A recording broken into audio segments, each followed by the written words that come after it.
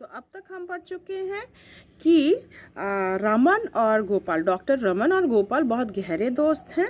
अपनी दोस्त जो हैं उनकी हालत बहुत शोचनीय है। गोपाल की हालत इतनी शोचनीय थी कि बचने की आशा नहीं थी। जब उन्हें पता चलता है तो उन्हें बचाने की काफ़ी कोशिश करते हैं, पर जानते हैं कि उसकी हालत बहुत ही शोचनीय है। वे उनका ऑपरेशन करते हैं। ऑपरेशन करने के बाद क्या है, उनकी हालत में सुधार यद्यपि थोड़ी बहुत आती है, पर रात के 2 बजे तक कुछ भी कहना असंभव था, क्योंकि उन्हें काफ़ी वे उन्हें लेकर काफ़ी परेशान थे। वे जानते थे कि शायद वे नहीं बचेंगे। इतने में उनकी पत्नी बार बार उन्हें पूछती है, तो वह कोई जवाब नहीं देते, हाँ या ना कोई भी उम्मीद की खबर नहीं देते हैं। तो यह लेकर क्या है, उनकी पत्नी भी रोने लगती है। तब उन्हें दरवाजे में, किचन में ही क्या है, वे उन्हें कुंडी लगा देते हैं जिससे रोने की आवाज़ नहीं आए। पर जैसे ही गोपाल के कानों में रोने की आवाज़ आती है तो वे कहते हैं कि कोई रो रहा है क्या, तो वे कहते हैं कि नहीं। और उसके बाद वे सीधा डायरेक्टली क्या है, अपने दोस्त से पूछते हैं क्या उनके बचने की कोई आशा है या नहीं। तो वे हाँ या नहीं कुछ भी जवाब नहीं देते। वे कहते हैं, गोपाल कहते हैं कि मुझे वसीयत में क्या है, दस्तखत करना है और वहाँ पर तुम विटनेस के हिसाब से तुम वसीयत पर दस्तखत करोगे। मैं नहीं चाहता कि इस ज़मीन जायदाद को लेकर कोई मेरे परिवार वालों को झमेले में पड़ना पड़े। तो यह सुनने के बाद वे कुछ नहीं कहते। तो उसके आगे क्या है, हम पढ़ेंगे। पेज नंबर 89 खोलोगे। यहाँ पे देखो, डॉक्टर बोला इस वक्त अपने पर दबाव मत डालो। जब उनके दोस्त पूछते हैं कि भाई उनके बचने की कोई आशा है या नहीं, तब उनके मित्र जो हैं डॉक्टर क्या कहते हैं कि अपने आप पर दबाव मत डालो, शांत रहने की कोशिश करो, बिल्कुल शांत रहो। लेकिन यह बात कहते हुए वे स्वयं को मूर्ख महसूस कर रहे थे, क्योंकि उन्हें मालूम है कि दोस्त नहीं जिएगा, मगर वे उसे सांत्वना देते कि तुम शांत रहो, तुम्हें कुछ नहीं होगा। सोचने लगे कितना अच्छा हो मैं इसे सबसे बचकर किसी ऐसी जगह चला जाऊं जहां मुझसे कोई सवाल ना पूछ सके। तो उसे क्या है, वहां झूठ बोलना पड़ रहा है। इस प्रकार के सवालों को वह जवाब नहीं दे पा रहा है। वह बचना चाहता है, उस इलाके से हटना चाहता है, मगर वह वहां से हट भी नहीं सक रहा था। मरीज ने अपने कमज़ोर हाथों से डॉक्टर की कलाई फिर से पकड़ ली। क्या है, गोपाल उसके हाथ को पकड़ लेता है और जोर देकर कहने लगा, राम, यह मेरा सौभाग्य है कि इस वक्त तुम यहाँ मेरे पास हो। ये तो मेरा सौभाग्य है, मेरी किस्मत है कि तुम मेरे पास हो। मैं तुम्हारे शब्दों पर विश्वास कर सकता हूँ, तुम कभी झूठ नहीं बोलते हो। मैं तुम्हारे शब्दों पर विश्वास करता हूँ। तुम मुझे सच बताओ, मैं जायदाद का मामला सुलझाकर जाना चाहता हूँ, क्योंकि ज़मीन जायदाद का मामला है, मैं उसे सुलझाकर ही मरना चाहता हूँ। नहीं तो मेरे बाद पत्नी और बच्चों को बड़ी परेशानियों का सामना करना पड़ेगा। तो नहीं तो क्या है, परिवार वाला झमेला में पड़ेंगे। तुम्हें सुब्बिया और उसके लोगों की जानकारी है। वक्त रहते मुझे दस्तखत कर लेने दो, बताओ। तो वह कहता है, अगर मैं मरने वाला हूँ तो मैं दस्तखत करके मरना चाहता हूँ। ठीक है, लेकिन ज़रा ठहरो। डॉक्टर कहते, रुको। डॉक्टर ने उत्तर दिया। फिर वे उठे और बाहर अपनी गाड़ी में जाकर बैठ गए। वे कुछ उत्तर नहीं दे पा रहे थे, हाँ कहे या ना कहे। वे चुप रहते हैं, बाहर गाड़ी में जाकर बैठ जाते हैं, क्योंकि उन्हें मालूम है बचने की आशा नहीं है, पर अपने दोस्त को वे बोल भी नहीं पा रहे थे। सोचने लगे, घड़ी देखी, आधी रात हो चुकी थी। तब आधी रात हो चुकी थी। वसीयत पर दस्तखत होने हैं तो 2 घंटे में ही हो जाना चाहिए, नहीं तो रात के 12 बज चुके हैं। अगर दस्तखत करना है तो 2 घंटे के अंदर करना है, क्योंकि 2 घंटे के बाद शायद वे नहीं बचेंगे। वे संपत्ति के बारे में जिम्मेदार नहीं होना चाहते थे। घर की समस्याओं का उन्हें अच्छी तरह ज्ञान था। घर में जो समस्या, इसका भी क्या है, उन्हें ज्ञान था।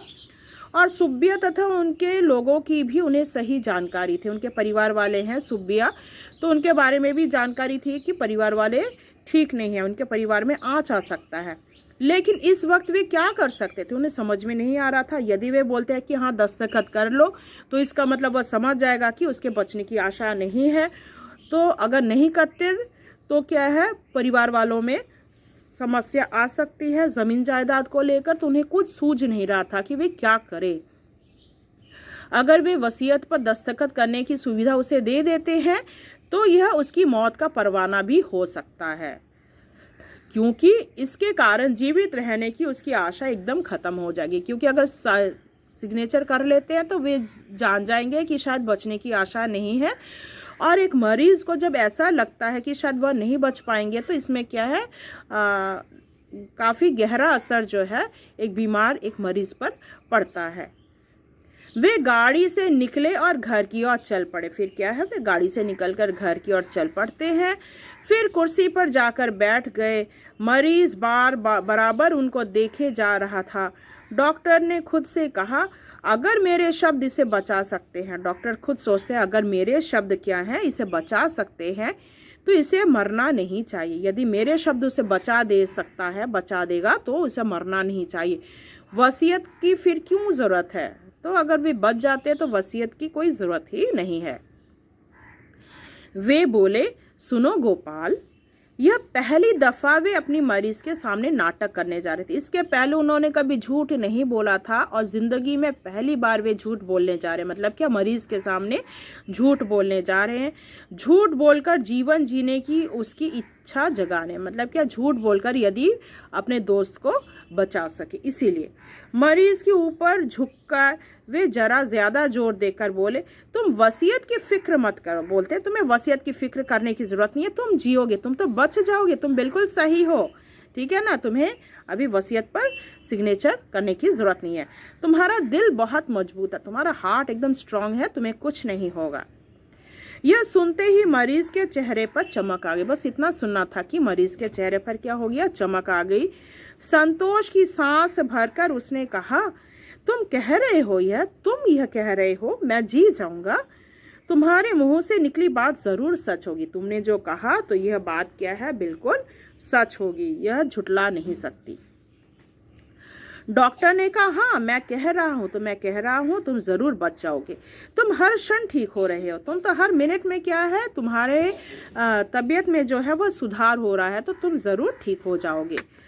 अब सो जाओ, अब तुम सो जाओ, गहरी नींद में सो जाओ, मन से अब परेशानियाँ निकाल दो। अब तुम डीप स्लीप में सो जाओ, गहरी नींद में सो जाओ और तुम्हारे मन में जो परेशानियाँ हैं, जो चिंताएं भावनाएं आ रही हैं, उसे तुम निकाल दो। बिल्कुल चिंता मत करो, तुम ठीक हो जाओगे।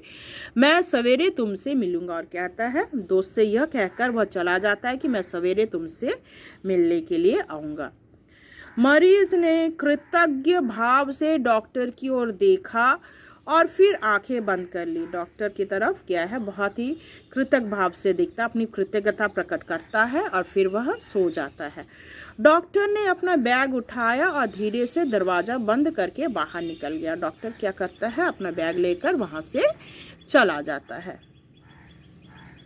घर जाते हुए रास्ते में वह अस्पताल में रुके, सहायक को बुलाया और बोले, तुम लॉली एक्सटेंशन वाले मरीज़ के पास चले जाओ। और उसने फिर सहायक हॉस्पिटल से क्या है, सहायक को क्या कहते हैं कि तुम चले जाओ और मरीज़ के पास रहो। लॉली एक्सटेंशन में जो मरीज़ है, दवा की एक ट्यूब साथ ले जाना, साथ में क्या, दवाई भी लेते जाना। अब किसी भी क्षण वह जा सकता है, क्योंकि हालत ऐसा ही गंभीर है, किसी भी वक्त वह मर सकता है, जा सकता है मतलब मर सकता है। कष्ट ज़्यादा हो तो यह ट्यूब दे देना, अगर उसे बहुत दर्द हो रहा हो, कष्ट हो रहा है तो यह ट्यूब उसे दे देना। जल्दी करो, जाओ जल्दी से, तुम क्या है, मरीज़ के पास पहुंच जाओ। दूसरे दिन 10 बजे वह फिर वहां पहुंच गए। दूसरे दिन क्या है, तो सारा रात तो वे जगे हुए थे। 10 बजे क्या करते हैं, वह गोपाल के घर पहुंच जाते हैं।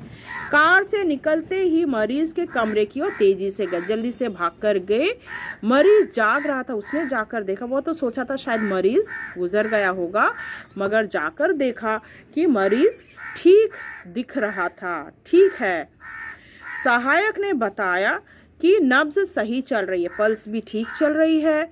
उसने स्टेथोस्कोप मरीज के दिल पर रखा, कुछ देर सुना और पत्नी से बोला, देवी अब खुश हो जाओ, अब बिल्कुल खुश हो जाओ, मरीज अभी ठीक हो जाएगा, तुम्हारा पति 90 साल तक जिंदा रहेगा। अब क्या है, 90 साल तक जिएगा, तुम्हारे पति को कुछ नहीं होगा। अस्पताल लौटते हुए सहायक ने डॉक्टर से पूछा, सर क्या वे जीवित रहेंगे? सहायक मतलब असिस्टेंट ने पूछा, क्या वो जीवित रहेंगे? अब मैं शर्त लगाकर कह सकता हूँ, तो कॉन्फिडेंटली वे कहते हैं, डॉक्टर क्या कहते हैं, मैं शर्त लगाकर कह सकता हूँ कि गोपाल 90 साल तक जिंदा रहेंगे। अभी 90 साल तक जी जाएंगे, बिंदास जी जाएंगे, उन्हें कुछ नहीं हो सकता। लेकिन मेरे लिए हमेशा यह पहेली बनी रहेगी कि वह यह हमला कैसे झेल गया। पर मैं ये सोचता हूँ कि आखिर इतना बड़ा जो ऑपरेशन, इतना कष्टदायक जो था, वह इसे कैसे झेल गया। तो उसके लिए भी एक क्वेश्चन मार्क हो गया था डॉक्टर के पास। तो हम वही, इस कहानी से हमें यह सीख मिलती है कि एक डॉक्टर जो है अपने वचन के द्वारा, अपने ट्रीटमेंट के द्वारा, मतलब मीठे शब्द बोलकर, हौसला देकर क्या है, एक मरीज को जीवित भी कर सकता है। तो आशा करती हूँ आपको ये कहानी जो है समझ में आया होगा। ये कहानी जो है काफ़ी रोचकपूर्ण है। तो इससे संबंधित जो प्रश्नोत्तर है वह मैं आपको PDF के माध्यम से आपको भेज दूँगी। धन्यवाद।